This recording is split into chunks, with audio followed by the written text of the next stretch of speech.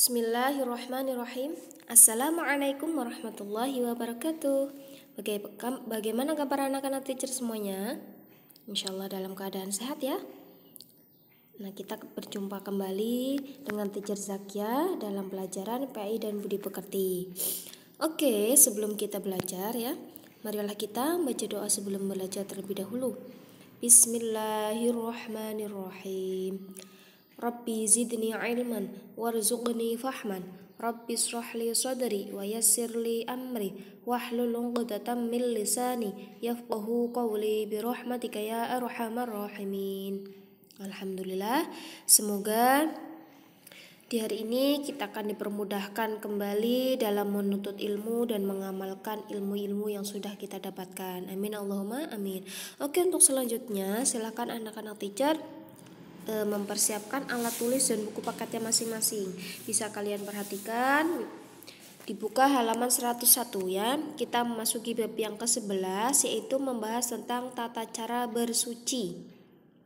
Dalam bab yang ke-11 ini, hal-hal yang akan kita bahas yang pertama yaitu bersuci sebelum beribadah.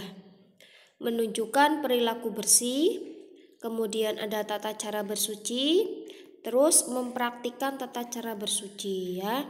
Jadi teacher ulangi lagi, ada beberapa hal yang akan kita bahas dalam bab yang ke-11 ini. Oke, langsung saja ya. Kita memahami halaman yang ke-101. Oke, sebelumnya teacher pengen nanya, apa itu suci? Kira-kira anak teacher semuanya sudah pada paham belum ya suci? Kalian pasti sering mendengarkannya. Suci, apa itu suci? Suci artinya bersih. Kita umat Islam harus bersuci sebelum beribadah kepada Allah Subhanahu wa ta'ala. Bersuci disebut juga toharoh. Bahasa Arabnya itu toharoh. Artinya sama, suci atau bersih. Nah, badan kita, pakaian kita, dan tempat tinggal kita harus bersih dari kotoran dan najis. Nah, maksud yang di sini itu sebelum beribadah kita harus suci. Ibadah apa saja, teacher? Apa saja? Mau mengaji, mau sholat apalagi ya? Itu harus dalam keadaan suci atau bersih ya. Semuanya, mau badan kita, pakaian kita, tempat tinggal kita. Umpama badan dan pakaian kita sudah bersih atau suci, tapi tempat yang akan kita gunakan untuk beribadah masih ada kotoran atau najisnya, itu tidak boleh, harus bersih semuanya. Kemudian semua najis adalah kotor. Semua najis adalah kotor. Nah, di sini teacher mempunyai contoh-contoh najis. Yang pertama itu kotoran manusia. Ya, kira-kira kan jijik nggak? Nah, hal-hal yang menjijikkan itu najis bagi kalian ya. Kemudian kotoran hewan ya, itu juga najis. Air kencing, darah, bangkai. Tahu bangkai? Ya, bangkai itu hewan yang sudah mati, itu namanya bangkai, itu juga najis. Kemudian nanah, pada tahu nggak nanah? Nanah itu warnanya putih, baunya busuk, nggak enak. Biasanya itu karena habis jatuh, luka ya, lukanya itu di luar ya, terbuka. Biasanya itu ada warna putih yang rasanya itu kalau keluar nanahnya itu sangat tidak enak sekali ya. Nah, itu namanya nanah, itu juga najis. Terus apalagi teacher, banyak ya, ada muntah-muntahan. Itu juga najis. Umpama adik kalian kekenyangan makan terus kemudian muntah, atau kalau lagi sakit masuk angin ya, kalian muntah, itu juga najis. Apabila semua yang sudah teacher sebutkan tadi itu mengenai badan kita, pakaian kita, atau mungkin di lantai tempat tinggal kita ya, itu harus dibersihkan. Karena apa? Itu suci. Ketika digunakan untuk beribadah itu tidak boleh. Kemudian najis atau kotoran yang menempel pada pakaian, badan, dan tempat tinggal harus segera dibersihkan tuh. Yang pertama apa?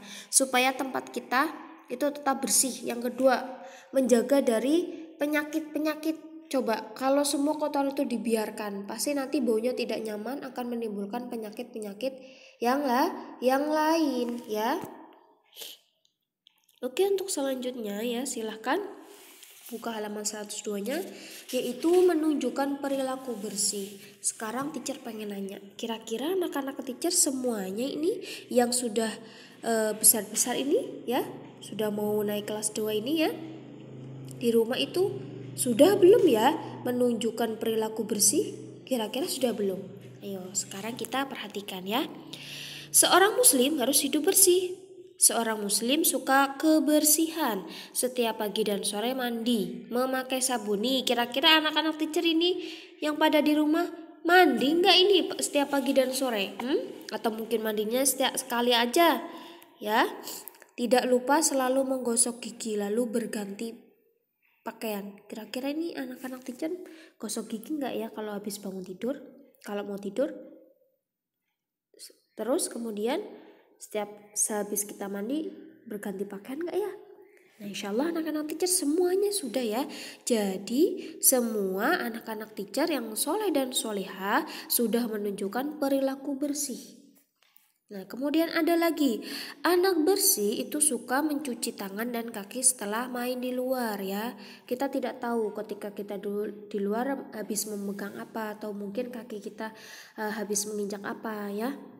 Jadi harus mencuci tangan dan mencuci kaki kita, apalagi dengan keadaan yang sekarang ini ya. Kita harus rajin-rajin mencuci tangan kita. Suka menata kamar tidurnya. Nah sehabis tidur kita harus menata apa yang kita miliki sendiri. Itu adalah sudah menjadi tanggung jawab kita pribadi ya. Jadi harus dibersihkan, dijaga bersama-sama, membersihkan rumah dan perabot, menyapu lantai dan halaman. Kira-kira ini biasanya siapa nih yang sudah suka membantu pekerjaan rumah, pekerjaan ibu di rumah? Membersihkan rumah atau mungkin perabot, menyapu lantai dan halaman. Nah, harus rajin ya anak-anak soleh teacher. Hidup bersih sangat penting karena itu ajaran agama ya. An-nadzafatu minal iman. At-tuhuru syatrul iman. Kebersihan itu sebagian daripada iman kita, menunjukkan bahwa kita itu beriman kepada Allah. Karena apa? Allah itu suka anak yang bersih.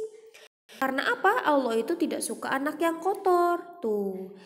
Karena kita pengen dicintai Allah, pengen disukai Allah, kita harus hidup bersih ya.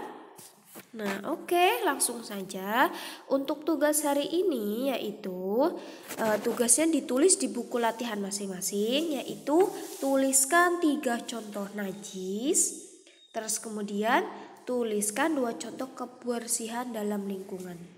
Nah kira-kira apa ya? Kira-kira anak-anak teacher paham gak ya dengan apa yang sudah teacher berikan? Jadi materi kesimpulan hari ini apa? Kita harus bersuci sebelum beribadah ya. Harus bersih pakaian, harus suci badan kita, tempat tinggal kita ya. Kemudian kita juga harus menjaga perilaku kita untuk selalu hidup bersih ya. Nah insya Allah anak-anak teacher semuanya paham ya. Nah teacher akhiri materi hari ini, semoga bermanfaat. Wassalamualaikum warahmatullahi wabarakatuh.